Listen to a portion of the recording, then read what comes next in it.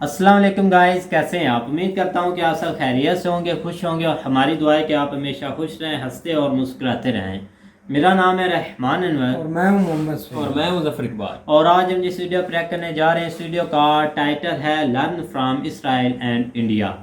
तो सबसे पहले ये बात कि अब भाई तीसरा दिन हो गया सर लॉग की वीडियो बना रहे हैं। भाई वीडियो ही कुछ टॉपिक ही ऐसे आ रहे हैं तो इसीलिए भाई बना रहे हैं, कुछ भाई बोल भी रहे थे।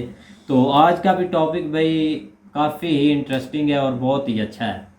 तो चलो सबसे पहले वीडियो देखते हैं। अगर वीडियो पसंद आए तो लाइक सब्सक्राइब ज़रूर कीजिएगा और कमेंट में अपनी राय का इज़हार ज़रूर कीजिएगा। तो चलो वीडियो करते हैं शुरू। नमस्कार दोस्तों, डीडी रिएक्ट के एक और रिएक्शन वीडियो में आप सभी का स्वागत है। मैं हूं आलोक। तो आज जो वीडियो मैं देखने वाला हूं और आज जिस वीडियो पर मैं रिएक्शन देने जा रहा हूं वो वीडियो बड़ा इंटरेस्टिंग है। ये मूरो नाम का चैनल है और ये अच्छे यूट्यूबर्स में से गिने जाते हैं और ठीक ठाक फॉलोइंग है इनकी पाकिस्तान में। इनका वीडियो जो है वो बड़ा रिक्वेस्ट आ रहा था मेरे पास। इसका टाइटल है can Pakistan learn from Israel and India.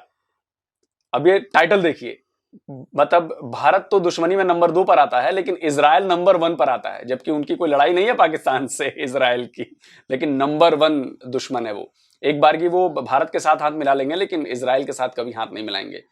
तो भाई ये तो बड़ी हिम्मत की काम की इन्होंने कि क्या पाकिस्तान को सीखना चाहिए इजराइल और इंडिया से। तो क्या कह रहे हैं जरा सुनते हैं भाई साहब को।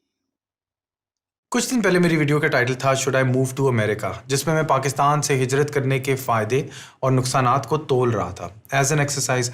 मतलब लोग ऐसे ही नहीं पाकिस्तान को बस छोड़े, उनकी कुछ वजूहत है छोड़ने की। और स्टैट्स अगर आप देखें तो 1 करोड़ पाकिस्तानी अब पाकिस्तान से बाहर रहता है और हर साल छोड़ने वाले पाकिस्तानियों की तादाद भी बढ़ती जा रही है।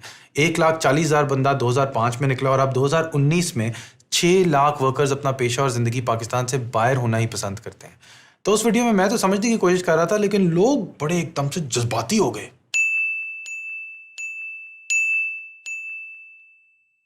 वही बंदा जो गली में कचरा फेंकते वक्त कहता है अबे मेरे बाप का घर थोड़ी है, किसी और को पाकिस्तान छोड़ने की खबर पे उसकी मुहिब्बुल वतनी जाग उठती है। वही बंदा जो आज़ादी के जश्न मनाने में हवाई फायरिंग करते वक्त नहीं सोचता कि जिस गोली ने ऊपर जाना है उसने वापस नीचे भी तो आना है। नेशनलिज्म के नाम पे जहालत भी बेची जा सकती है ब्रो। थोड़ा सोचो कि लोग पाकिस्तान को क्यों छोड़ना चाहते हैं। क्या उनमें टैलेंट की कमी है? Are they not faithful to the country?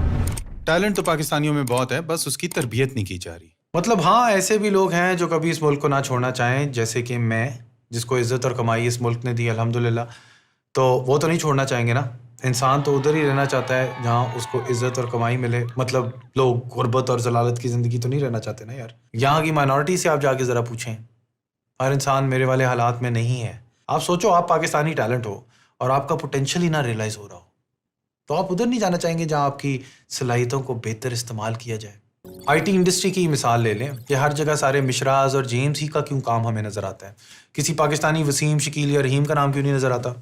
तुम्हारे भी कोई दोस्त होंगे आईटी के अंदर, उनसे ही पूछ लो क्या उनको किसी यहूदी ने रोका हुआ है या उनको किसी एजेंसी ने रोका हुआ है? तो लो जी, मज़े की बात यह है कि हमने अपने आप को ही आगे बढ़ने से रोका हुआ है। पाकिस्तान में एक डेवलपर कोड लिखता है, दुनिया की बड़ी बड़ी ऐप्स को चलाने में उसका बड़ा हाथ होता है, लेकिन उसके अपने नाम से उसको कोई नहीं जानता क्योंकि हम अपने लोकल टैलेंट को गोरे के नाम से बेचते हैं। This is Ehsan Khan. I'm an Asian, British Asian actor. जिस मुल्क में शनाख्ती कार्ड तो है लेकिन टैलेंट को उसके अपने नाम से ही नहीं पहचाना जाता, तो उस मुल्क के नौजवान की मोटिवेशन का लेवल क्या होगा भाई? मुल्क ऐसे ही नहीं छोड़ के जाना चाहती ना वहाँ। कभी कभी तो लगता है कि भाई क्या बनेगा, लेकिन अभी कुछ ऐसे नासिर हैं जो शायद सिस्टम में चेंज ले आए। असल में हम पाकिस्तानियों की बात ही यही है कि हम हार नहीं मानते। हम में हमेशा कोई ना कोई ऐसा दीवाना निकल आता है जो इन हालात में भी कोई ऐसा चमत्कार कर देता है कि 1 मिनट के लिए दुनिया रुक के भी कहती है कि यार ये कैसे कर लेते हैं, जैसे कि डॉक्टर अब्दुल सलाम की मिसाल। लेकिन अभी ऐसे दीवानों की तादाद बहुत कम है। आईटी की बात कर रहा था और इसी रिसर्च में मुझे रिमोट बेस का नाम पता चला। एक ऐसी कंपनी जो पाकिस्तान से सॉफ्टवेयर इंजीनियर्स ढूंढती है, उन्हें ट्रेन करती है और फिर उन्हें अपने सिलिकॉन वैली के क्लाइंट्स के साथ काम देती है असली नाम से, और अपने असली काम से रिकग्नाइज भी अब लोग हो रहे हैं। अगर तो कंपनी ऐसे चल पड़े तो जल्द हमारे रहीम और शकील को भी दुनिया पहचानने लगेगी। लेकिन अभी तो बस चंद ही कंपनीज ने ऐसा करना शुरू किया है और हमारा मुल्क निचले तबके की मेहनत पर चल रहा है और इनकी मेहनत पर बस लोग अमीर से अमीर से अमीर होते जा रहे हैं। दरअसल इस तबके को दबाने में अमीरों का ही फायदा है। मुझे अमीर को नहीं रे, ये दो गरीबों को उठा ले। मतलब यहाँ तो पाकिस्तान अपने दुश्मनों से भी सीख सकता है। ओ भाई रिलैक्स रिलैक्स, दीन ईमान बदलने की यहाँ पे बात नहीं हो रही, बस हकीकत पसंदाना तरीके से इसराइल पे एक नज़र मारने की बात हो रही है। इसराइल यहूदी मुल्क जो कि हमारे से साइज में कई गुना छोटा है, मगर आईटी एक्सपोर्ट्स की हमारे से कई गुना ज़्यादा है। इधर हम अपना टैलेंट एक्सपोर्ट कर देते हैं ना, और उधर वो टैलेंट इंपोर्ट करते हैं ना, यानी कि यहाँ पे जो ब्रेन ड्रेन है वहाँ पे ब्रेन गेन है। इसराइल के की इकोनॉमिक मैट्रिक से साबित हो रहा है कि नमूना है वो इनोवेशन और एंटरप्रेन्योरशिप का। ये सब जान के दिल तो मेरा कर रहा था कि इस कामयाबी का बायस मैं इनके यहूदीपन पे डालूं कि शायद इनकी नस्ल ही ऐसी है, मगर पता ये चल रहा है कि ये भी एक ओवर सिंप्लीफिकेशन है, क्योंकि तहकीक से हमें यह पता चल रहा है कि इधर किसी एक नस्ल का इंसान रहता ही नहीं है। यहाँ दुनिया भर से यहूदी हिजरत करके आते हैं, मुख्तलिफ ज़ुबानें, रिवायतें, तहजीब अपने साथ लेकर आते हैं इस खत्ते में। मतलब जो तगय्युरात यहाँ कल्चर्स में मिलती हैं, यहाँ IQ में भी पाई जाती है। हाँ, यहाँ यहूदी ईमान तो सबका है, मगर पूरी दुनिया से लोग उठ के यहाँ पे आते हैं। That makes it culturally diverse, और यही बात इंडिया में भी पाई जाती है। रिलैक्स, कल्चरल डाइवर्सिटी की बात हो रही, दीन ईमान बदलने की बात नहीं हो रही। मतलब बहुत सी नस्लें हैं इंडिया में, ethnic, racial, gender, caste biases तो इंडिया में भी हैं जो कि हम सब में होते हैं, मगर काम के मामले में कामयाबी हासिल करने के लिए इन तासुबात को दरगुजर कर दिया जाता है। शायद इनसे हम यही सबक सीख सकते हैं, और शायद यही वजह है कि इंडिया के टेक CEOs अमेरिका में बहुत कामयाबी हासिल कर चुके हैं। सिलिकॉन वैली में Microsoft, alphabet, Adobe, IBM, VMware, Vimeo, सब के CEOs जो हैं वो इंडियन विरासत के। तो नीचे सवाल जरूर आएगा, आर यू मुस्लिम? और उसके जवाब में हम कहेंगे कि क्या मुसलमान सिर्फ मुसलमानों से ही सबक सीख सकता है? तो इंडियंस ने ऐसा क्या किया कि आज बड़ी बड़ी कंपनीज ने अपनी भाग दौड़ उनके हाथ में दे रखी है। जहां हमने अंग्रेजों से तबकाती निज़ाम और अफसरशाही सीखी, वहां इंडियंस ने उनसे रिसर्च, मॉडर्न वर्क कल्चर और इंसानी रिसोर्सेज की इज्जत करना सीखी। अपने काम और अपने नौजवान टैलेंट को उनने चुक के रखा है, एलिवेट कर दिया है। IT में उनके तालीमी इदारे, उनका सिस्टम, उनके बिजनेसेस सब मिलके एक एक इंजीनियर को चेंज मेकर बना रहे हैं, और हमारी सुई अभी तक 9 से 5 पे अटकी हुई है। चलो माना डिसिप्लिन जरूरी है, मगर ये 9 से 5 का सिस्टम तो गूगल ने भी काफी देर पहले तर्क ही कर दिया था। एक सॉफ्टवेयर इंजीनियर चाहे 4 से 8 बजे काम करे, 10 से 11 बजे काम करे, कोई फर्क थोड़ी पड़ता है। कंपनियों को तो ये फिक्र होनी चाहिए कि भाई काम करने वाला प्रेशर में तो नहीं आ रहा, उसका लैपटॉप काम कर रहा है ना, रिमोट बेस भी यही कर रहा है। मेरे ख्याल से वक्त आ गया कि अब हम इस यहूदी ऑब्सेशन से कुछ अच्छा भी सीख लें। पिछले 20 सालों से Google, Cisco, Microsoft, Intel, eBay सब इसराइल की सिलिकॉन वादी में बैठे हैं, कोई यहूदी साजिश करने नहीं, टेक्नोलॉजिकल इनोवेशन करने। बेसिकली ये टेक्नोलॉजी की तख्लीक ही है इनकी पैदावार का जरिया, खास तौर पे स्टार्टअप्स में। इसीलिए इसराइल को स्टार्टअप नेशन भी कहते हैं। इमिग्रेशन का भी कोई छोटा किरदार नहीं है इसराइल की तरक्की में। एक ह्यूमिलिटी आती है किसी नई ज़मीन पे जाके रहने से। मतलब आपके कुछ चाचा मामे का टहका नहीं है उस ज़मीन पर, और अगर आपको उस ज़मीन पर रहना है तो आपको उन्हीं के कानून कायदे के हिसाब से चलना पड़ेगा। किसी भी इमिग्रेंट से जाके बात करो जहाँ पे भी वो रहते हो, तो वो अपनी कहानी ज़रूर सुनाएंगे कि उनको क्या कुछ पीछे छोड़ के आना पड़ा इस नई ज़मीन पर आके रहने के लिए, कैसे उनको सीढ़ी के नीचे से ऊपर चढ़ना पड़ा। सिलिकॉन के इंडियन टेक CEOs की भी यही खास बात है। ट्विटर के CEO जैक डॉर्सी ने जब इंडियन CEO प्राग अग्रवाल को चुना अपने आप को रिप्लेस करने के लिए, तो उसमें भी उनने यही खुसूसियत पाई, ह्यूमिलिटी की, जो कि कंपनी को चुनाने के लिए मुफीद है। So there's a very different skill set that you need to start a company because you don't have money.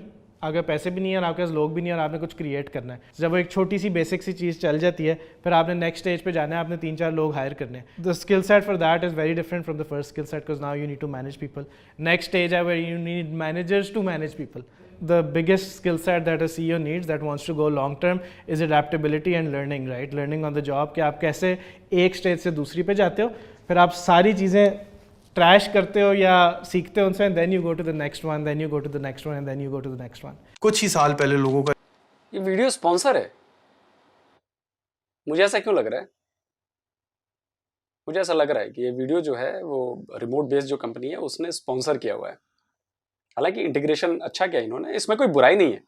देखिए भाई, वो भी जो अगर मूरो जो हैं वो काम करने बैठे हैं तो उनको भी घर चलाने के लिए पैसा चाहिए यार, तो इसमें कोई बुराई नहीं है, अच्छी बात है और बहुत अच्छे से इन्होंने इंटीग्रेट किया है। रिमोटली काम करने में इतना एतमाद नहीं था, लेकिन कोविड की वजह से ये सब बदल गया है और रिमोट बेस के ज़रिए और से और पाकिस्तानी सॉफ्टवेयर इंजीनियर्स को रिमोटली काम करने का मौका मिल रहा है। तो अगर आप सॉफ्टवेयर इंजीनियर हैं तो आप अप्लाई करना चाहेंगे, link in description. Unlike a software house हमने कोई बैरियर नहीं बीच में रखा हुआ। सो हमने ये नहीं किया हुआ कि हमारे पास we don't have project managers, we don't have designers, we don't have all these people and the core concept is के वो लोगों के साथ डायरेक्टली काम करें, उनके साथ ट्रेन हो, हम लोग भी उनको हेल्प करते हैं as a community and then they grow as software engineers. It's a very different model in that aspect. तो भाई पाकिस्तान को भी बहुत कुछ सीखना है स्टार्टअप्स के मामले में भी। हाँ, बाकी मुल्क के हालात भी असर करते हैं स्टार्टअप के फेल होने में, मगर इसराइल की तरफ अगर आप देखें तो ये लोग तो जंगें लड़ते लड़ते भी और हमलों का सामना करते करते भी अपनी ग्लोबल वेंचर कैपिटल को 2000 में डबल करते रहे।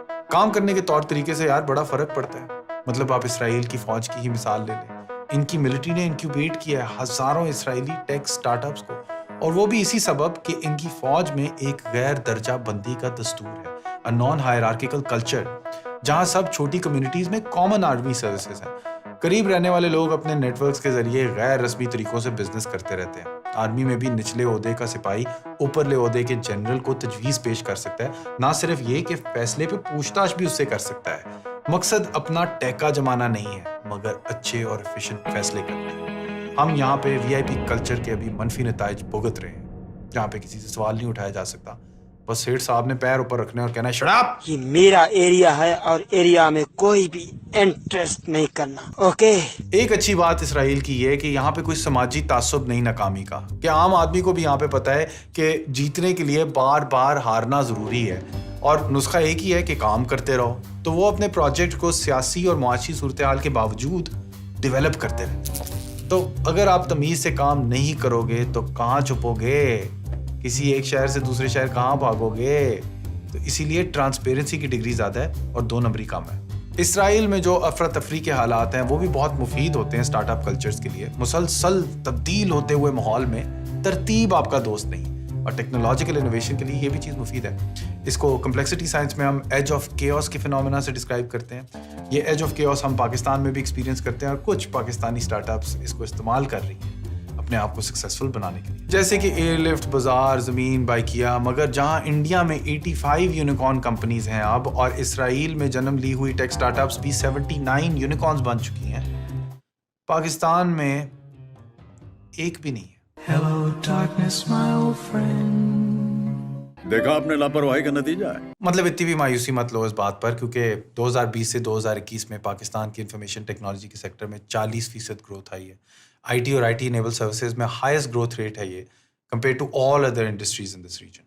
मार्च 2021 में पाकिस्तान के ब्रॉडबैंड कनेक्शंस 100 मिलियन टच कर गए। Micro enterprises, independent consultants, and freelancers have contributed around $500 million to the IT and ITES exports, and the annual domestic revenue exceeds $1 billion. Remote base भी America से dollar Pakistan ही ला रहा है, adding to the IT exports. मगर India का $79 billion है. That's almost 79 times more than Pakistan.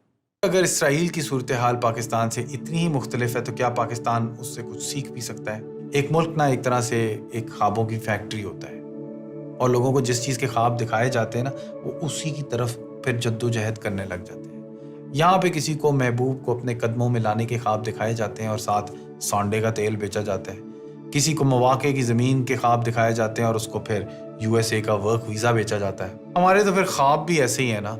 अगर कुछ सीखा जा सकता है तो वो इसराइल की माओं से है, जिनने पहचाना कि स्टार्टअप्स में और वैसे भी दुनिया में कामयाब होने के लिए होते हैं चांस कम, तो कोशिश करना, नाकाम होना ज़रूरी है, और अपनी नाकामियों को छुपाना भी ज़रूरी नहीं है। चलना भी इंसान गिर गिर के ही सीखता है, जिसके लिए चाहिए होती है हिम्मत। तो हिम्मत चाहिए कुछ फ़र्क और नया करने के लिए, मार्केट को डिसरप्ट करने के लिए। रिमोट पेस ने भी एक नया मॉडल लाने की हिम्मत की, जो कि रिवायती लोग कहते थे कि कभी भी पाकिस्तान में नहीं चलेगा, मगर इनने कर दिखाया ना। हिम्मत की और माजी की नाकामियों को हाल की कामयाबी में तब्दील कर दिया। तो तुम भी हिम्मत करो और कुछ नया कर दिखाओ। मैं भी जाके अब थोड़ी कोशिश करता हूँ, निकलता हूँ, मूव आउट। तो वीडियो हो गया ख़त्म, और था तो स्पॉन्सर वीडियो, लेकिन बातें जो कही इन्होंने इस पूरे वीडियो में बिल्कुल 100% सही है। बढ़ना किसने है? आपने। तो सीखना तो पड़ेगा बॉस। चीन के साथ हमारी लड़ाई चल रही है, सब कुछ चल रहा है, लेकिन चीन से ट्रेड हमने बंद नहीं की है। हम सीख रहे हैं, चीजों को हम सीख रहे हैं, इसमें कोई बुराई नहीं है। लेकिन साथ ही साथ हम सीख कर आत्मनिर्भर भी बन रहे हैं। अब जैसे दिवाली में हमने चाइनीज माल का बहिष्कार कर दिया, तो भाई जो हमारी इंडियन कंपनीज थी, जो इंडिया में चीजें बन रही हैं, हमने उसका इस्तेमाल किया, तो हुआ ना फायदा। तो आप इजराइल को अपना दुश्मन मानते हैं, भारत को जानी दुश्मन मानते हैं, मानते रहिए। उससे ना इजराइल की सेहत पर कोई फर्क पड़ रहा है, ना इंडिया की सेहत पर कोई फर्क पड़ रहा है। हम दोनों अपना अपना काम कर रहे हैं, हमें अपने लक्ष्य पता है, हम उन पर फोकस हैं। काम कर कौन नहीं रहा है? वो आप नहीं कर रहे हो, तो इसका नुकसान किसे हो रहा है? आपको हो रहा है। और आईटी एक्सपोर्ट्स में मैं आपको बता दूं कि शायद $250 बिलियन के पार चला गया है पिछले साल का, और गुड्स एक्सपोर्ट में $400 बिलियन का अभी अभी डेटा आया है, उसमें हम चले गए हैं, और ये धीरे धीरे बढ़ रहा है। पिछले 10 सालों में हमने डिफेंस इक्विपमेंट्स में भी अच्छा खासा इजाफा किया है, बढ़ोतरी दर्ज की है। तो आप समझ रहे हो, क्योंकि हमारा फोकस, हमारा विजन, हमारी पॉलिसीज क्लियर है। मैं ऐसा नहीं कह रहा कि 100% सारी चीजें सही हैं, लेकिन मैक्सिमम चीजें सही हैं। और जो जहां पर गड़बड़ियां हैं, जहां पे गलतियां हैं, जहां पे गलत नीतियां हैं, उनको बदला जा रहा है, उनको बेहतर किया जा रहा है। यूथ पे फोकस है हमारा, स्किल डेवलपमेंट की जा रही है, पढ़ाई लिखाई के नए आयाम बदले जा रहे हैं, पॉलिसीज लगातार बदली जा रही हैं, नए आईआईएम खोले जा रहे हैं, नए साइंस इंस्टीट्यूट खोले जा रहे हैं, नए आईआईटी खोले जा रहे हैं। क्यों खोले जा रहे हैं भाई? क्योंकि हमें पता है कि इसका पोटेंशियल अभी हम शुरू करेंगे तो आगे जाके 15-20 साल बाद इसका पोटेंशियल दिखेगा। 10 साल बाद ये आपके रेवेन्यू में, आपकी इकोनॉमी में एड ऑन करना शुरू करेंगे, और यही हो रहा है। अब आईआईटी तो हम यूएई में भी खोलने जा रहे हैं भाई। हमारे जो सीबीएसई बोर्ड है वो दुनिया भर के, आई थिंक मुझे लग रहा है कि 40-50 से ज्यादा देशों में सीबीएसई बोर्ड से पढ़ाई की जाती है, वो हमारा बोर्ड है। गल्फ कंट्रीज में अच्छा खासा सीबीएसई बेस्ड स्कूल्स हैं। तो आप समझ रहे हो ये क्यों है? क्योंकि हमारी जो एजुकेशन पॉलिसी है वो राइट ट्रैक पर है, और उस ट्रैक पर राइट होने का फायदा हमें मिला है। जो बच्चे पढ़ के निकल रहे हैं, जो डॉक्टर बन रहे हैं, इंजीनियर्स बन रहे हैं, साइंटिस्ट बन रहे हैं, रिसर्चर्स बन रहे हैं, बिजनेस मैनेजर्स बन रहे हैं, वो सब कहीं ना कहीं इंडियन इकोनॉमी में अपना योगदान दे रहे हैं। और ये जितने भी सीईओ की बात की इन्होंने, टेक सीईओ की, वो सब, बहुत सारे लोग कहते हैं कि वो तो बाहर पढ़े हुए हैं, वो इंडिया में नहीं पढ़ते। अरे भैया, सुंदर पिचाई यही आईआईटी के प्रोडक्ट हैं। बाकी सारे भी जितने हैं वो सब यहीं पढ़ लिख के गए हैं। तो जिन लोगों को ये लगता है ना कि भाई नहीं वो तो बाहर पढ़े होंगे, इंडिया में पढ़े नहीं होंगे, भैया सुन लो कान खोल के, वो सब इंडिया में ही पढ़ के गए हैं। मैक्सिमम इंडिया के ही प्रोडक्ट हैं। तो आप इस बात को समझिए। और इन्होंने जो बातें कही हैं, मुझे नहीं लगता कि पाकिस्तान के लोग इनकी बातों को कितना समझते होंगे या समझेंगे, और कितना अपने आप को एब्जॉर्ब करेंगे इन बातों को। क्योंकि उनके लिए तो अच्छा यहूदी है और साजिश रचा होगा, अच्छा हिंदू है साजिश रचा होगा। मतलब मैं हैरान था, एक लेफ्टिनेंट कर्नल बनाया गया शायद किसी हिंदू को, कैलाश कुमार को, वो भी नॉन कॉम्बेटेंट है। मतलब मैं ये क्लियर कर दूं कि पाकिस्तानी फौज में कॉम्बैट जो जवान होते हैं, जो लड़ाई लड़ने वाले होते हैं, उनमें कोई हिंदू या कोई माइनॉरिटी वाला नहीं है। ये बात ध्यान रखिएगा, हिंदू तो बिल्कुल नहीं है। तो एक रिएक्शन वीडियो में देख रहा था, तो उस पर ये पूछा गया, एक बंदा दूसरे से बंदे पूछ रहा, यार बताओ यार, हिंदू को बना दिया है, सेना में डाल दिया है, तो सीक्रेट जो है वो एक्सपोज नहीं हो जाएंगे, खतरा नहीं बन जाएगा उन पर एक्सपोज होने का? अरे भैया, वो हिंदू आप ही के देश का है ना। अगर हम ऐसा सोचने लगे तब तो एक भी मुस्लिम या दूसरी किसी कम्युनिटी का आदमी ना हो हमारी सेना में। लेकिन हमारी सोच ऐसी नहीं है, क्योंकि हम जानते हैं कि जो भी हिंदुस्तान में, वो सब हिंदुस्तानी हैं, वो चाहे किसी भी जाति, किसी भी धर्म, किसी भी मजहब का हो। हमारे लिए वो सबसे पहले हिंदुस्तानी है, हम सब पहले हिंदुस्तानी हैं। इसलिए हमारे यहाँ कोई रोक टोक नहीं है। और हायर रैंक्स पे हमारे यहाँ जो हैं वो चाहे मुसलमान हो, चाहे जैन हो, चाहे सिख हो, भाई हर कोई रहता है। सबको बराबरी का हक है, और कोई किसी पर शक नहीं उठाता कि अच्छा जी ओ ऐसे कैसे। लेकिन आपके यहाँ ये नियत में है, ये आपके माइंड में है।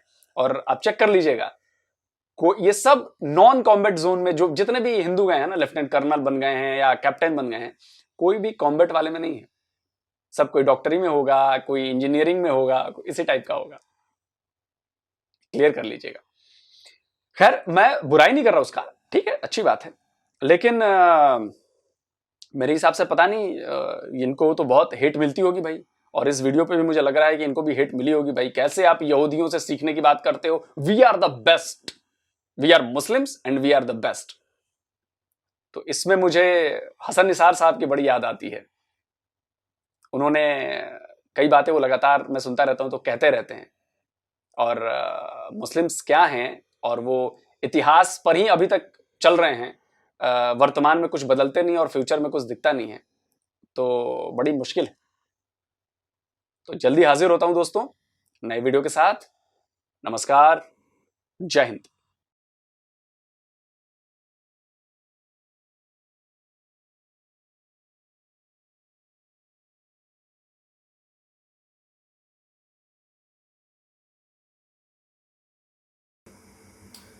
हाँ जी गाइस, तो जैसा कि आप वीडियो देख रहे थे, तो वीडियो भी काफ़ी इंटरेस्टिंग थी और कुछ बातें थी जिनको हमें देखना चाहिए। आज के हालात को देखकर अगर देखा जाए तो उनकी भाई बातें बिल्कुल भी झूठी नहीं थी। उन्होंने हमारे सामने ऐसे ऐसे पॉइंट्स रखे हैं कि जो कि भाई अब आंखें खोल रहे हैं। शायद बंद थी, अब खोल रहे हैं भाई, क्योंकि अब कुछ नज़र आ रहा है। पहले नज़र नहीं आता था, क्योंकि कुछ ऐसे मौक़ात थे कि जिसकी वजह से हमें कुछ नज़र ही नहीं आता था भाई, आंखें ही बंद थी हमारी, तो हम तो आंखें बंद करके चल रहे थे बस। और पता नहीं भाई किधर को, एक अंधा है भाई, उसके हाथ में छड़ी है और वो पता नहीं किधर जा रहा है, ऐसे ऐसे बस छड़ी मारता जा रहा है। अगर उसको रास्ता ठीक नज़र आता है वो चलते ही जा रहा है। और ये हमारा हाल है भाई पाकिस्तानियों का, एक का नहीं सबका ही है भाई। कुछ होंगे चंद जो भाई, अभी आप उस बंदे को ही देख लो, अब मोरो उसका नाम था, वो है पाकिस्तान का, आई थिंक कराची का रहने वाला है, और ज़्यादातर उसकी वीडियोस भी पहले मैं देखता था। टैलेंट उनमें बहुत ज़्यादा है, थोड़ा सा एडिटिंग के लिहाज से भाई एडिटर अच्छे हैं, और वैसे भी उनकी बातें भी भाई बहुत अच्छी हैं। सिंगिंग भी करते हैं थोड़ी बहुत भाई, और आवाज़ भी काफ़ी प्यारी। खैर, हम टॉपिक पे आते हैं कि वो कुछ हमें सिखाने की बात कर रहे थे, कुछ हमें बताने की बात कर रहे थे, लेकिन हम इस कदर डूबे हुए हैं कि भाई हमें कोई ऐसी बात कर दे तो हम क्या करते हैं, तू है ही जाहिल भाई। हमारा एक ही भाई है, क्योंकि उसको किस वजह से भाई गुस्सा आया कि वो भाई अमेरिका जा रहा है, और यहाँ उसमें कमेंट्स में भाई वो लोग क्या कर रहे हैं कि आप जा किधर, मतलब कि वो अब भाई मुसलमान नहीं है ख़त्म हो गया। उसने बताया भी है वीडियो अपनी में। मैं भी यही सोच रहा था कि अब ये भाई मुसलमान नहीं रहेगा। कमेंट्स में इसकी ये भाई नहीं, आपको मानना पड़ेगा इन बातों को। आप खैर ना माने, आपकी मर्जी, लेकिन जो मैं बता रहा हूँ आपको भाई, ये आप मान जाएं कि आपके जो भाई टैलेंट है वो कहाँ जा रहा है। वो पाकिस्तान में नहीं रह रहा, वो जा रहा है। उसकी कदर यहाँ नहीं हो रही, बाहर हो रही है, तो वो भाई जा रहे हैं। कितने जा रहे हैं भाई, वो बता भी रहे हैं कि पता नहीं 2005 में 2 लाख जा रहे हैं, और वो 2019 में 6 लाख जा रहे हैं भाई।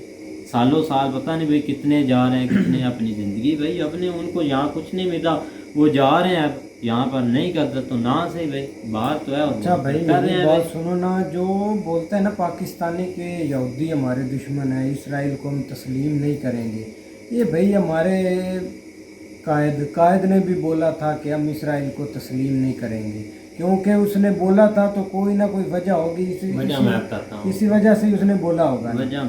आपको फ़लस्तीन का जो मामला चल रहा है ना, वही है ना, उन्होंने कहा था कि जब तक वो फ़लस्तीन का जो है ना, जो उनके साथ चल रहा है सिस्टम, उस वक्त तक जो है ना हम उनको एक्सेप्ट नहीं करेंगे, और कोई वजह नहीं। तो बस भाई यही वजह है ना। और बोलता है कि वो शुरू से है कि फ़लस्तीन के मुसलमानों के ऊपर जुल्म हो रहा है, ये हो रहा है, जिस तरह ये कश्मीर है, तो उस वक्त उन्होंने ये कहा था कि जब तक ये फ़लस्तीन वो हमारा किबला उधर है, जो पहला किबला है ना, वो उधर है मुसलमानों का, तो उससे वो पीछे नहीं हटते, उस वक्त हम उसको तस्लीम नहीं करें। तो ये उस पॉइंट की वजह से, ये उस हाँ, तो इससे भाई, और जो आप बोलते हैं कि वो हमारे आपकी तरफ साजिशें नहीं करते, इधर से भाई, इधर कोई भी काम का आदमी हो ना, तो सबसे पहले उनकी साजिश होती है। डॉक्टर आफिया सिद्दीकी देख लें, उधर से ही सारा पंगा पड़ा था इसराइल से, और कहाँ से पड़ा था, अमेरिका और इसराइल ये कनेक्शन जुड़े हुए थे। जब रिपोर्टें पता चली, जब स्टोरी का पता चला, और आप बोलते हैं कि वो साजिश नहीं। अच्छा वो करें भी, इससे हमें भी क्या फ़र्क पड़ता है? फ़र्क पड़ता भी है उनको भी। अगर हमारी भाई हिस्ट्री में भी इनके साथ बहुत लड़ाइयाँ हो चुकी हैं, तो हमारा पहला किबला उधर है, यही मेन रीज़न है। तो ये बस झड़प चलती रहेगी। अगर वो फ़लस्तीन पर ऐसे जुल्म करते रहेंगे तो हम तो उनको नहीं तस्लीम करेंगे, यही वजह है और कुछ नहीं कि वो हमारे दुश्मन हैं। लेकिन बात रही कि उनसे सीखने की, तो भाई सीखना तो दुश्मन से चाहिए। ऐसे नहीं कि आप दुश्मनी पालें और इधर बैठ कर ही दुश्मनी पालें और कुछ ना करें, उनको मतलब कि बीट करें। हाँ वो मिसाल नहीं देते कि पल्ले नहीं ठेला तो मेला नहीं, असल में मैं बताता हूँ आपको, उनका पॉइंट बहुत सॉलिड पॉइंट थे। हम तो इसके ऊपर वीडियो बनाना चाह रहे थे, लेकिन ये कि साथ ही आज हमारा भी मूड था इसके ऊपर वीडियो बनाने का, लेकिन साथ ही लोग सर ने इसके ऊपर वीडियो बना दी और हमने कहा चलो वो भी उठानी है, चलो ये इसके ऊपर ही बना देते हैं। तो पॉइंट उसने कुछ वैलिड सामने रखे हैं, जिस तरह जो है ना वो लोग यहाँ पे रहना नहीं चाह रहे। क्यों नहीं रहना चाह रहे? जो पढ़ा लिखा है, जिसको आगे फ्यूचर का थोड़ा बहुत फ्यूचर की फ़िक्र है ना, वो उसके अंदर टैलेंट भी है, लेकिन यह है कि अनफॉर्चुनेटली हमारे पाकिस्तान में उसकी कदर नहीं की जाती। जो मर्ज़ी हो जाए, बहुत सारे लोग, बहुत सारे लड़के, बहुत सारे नौजवान ऐसे हैं जो अभी भी यहाँ पे मौजूद है, लेकिन बहुत टैलेंटेड है, लेकिन उनको फैसिलिटीज़ या आगे बैक जो ग्राउंड जो है ना वो नहीं मिल रहा, जिस वजह से जो है ना वो अपने आप को यहाँ पे ज़ाया कर रहे हैं। जो ज़्यादा घुटन महसूस करते हैं वो यहाँ से निकल जाते हैं और वो आगे जो है ना वो अच्छा सक्सेसफुल हो जाते हैं। तो यही चीज़ का जो है ना वो कंपेयरिंग कर रहे थे। तो उसके अलावा अगर हमें जो यहाँ पे अगर कोई फैसिलिटी मिलती है, या हमें जो है ना वो बजाय इसके कि हम लोगों की चीज़ों को बना के उनका आगे जो है ना वो टैग इस्तेमाल करते हैं, वो क्यों ना हम अपना टैग इस्तेमाल करें? ठीक है, जिस तरह बहुत सारी इंडियन अपनी ऐप है, जिस तरह उन्होंने चाइना की ऐप्स बंद करके अपनी ऐप जो है ना वो लॉन्च की है, उससे रेलिवेंट जो चीज़ें जो है ना रिक्वायर्ड उस हिसाब से। तो यही जो है ना वो बताना चाह रहा है।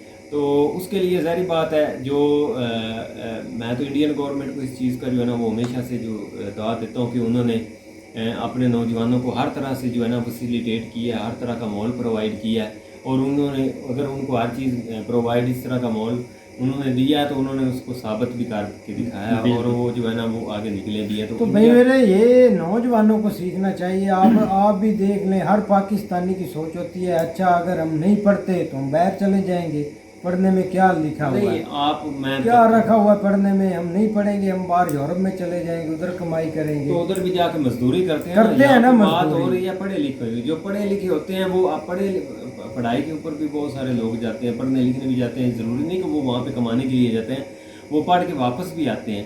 तो कुछ आ जाते हैं, ज़्यादा तो नहीं खैर आते, कुछ थोड़े बहुत जिनको ज़्यादा उबल वतनी होती है वो आ जाते हैं, लेकिन यहाँ पे आके वो जलील ही होते हैं। हमने जो देखा है फॉरनर जो वहाँ पे पढ़ के आते हैं ना, कौन सा जलील इधर हुआ? इधर डॉक्टर है एक मिनट का भाई, वो 5-5 हज़ार ले देते हैं, जो उधर से उन्होंने डिग्री लेकर आए हुए हैं। जलील इधर तो फिर वो सही तरीका से मुल्क की खिदमत तो नहीं ना कर रहे, वो तो पैसा कमा रहे हैं ना। तो पैसे ही उन्होंने कमा रहे हैं, यही तो मसला है ना।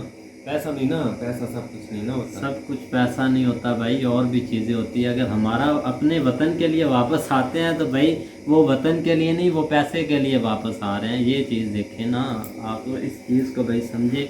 बाकी खैर टॉपिक उन्होंने अच्छा हमारे साथ भाई क्लियर कर रहे थे, तो हमें सीखना चाहिए इंडिया से, सॉरी दूसरा इसराइल से। चलो खैर दुश्मन है वो किस रीज़न से है, क्या रीज़न है, हमें उन रीज़न को सामने रखना चाहिए। बोलते नहीं, हम बोल नहीं रहे उस रीज़न को, यह है कि हमें कुछ उनसे भाई सीखना तो ज़रूर चाहिए ना, ये बात ज़रूर है। तो उम्मीद करता हूँ कि गाइस आपको वीडियो पसंद आएगी। अगर पसंद आए तो लाइक सब्सक्राइब ज़रूर कीजिएगा और कमेंट में अपनी राय का इज़हार ज़रूर कीजिएगा। अल्लाह हाफ़िज़।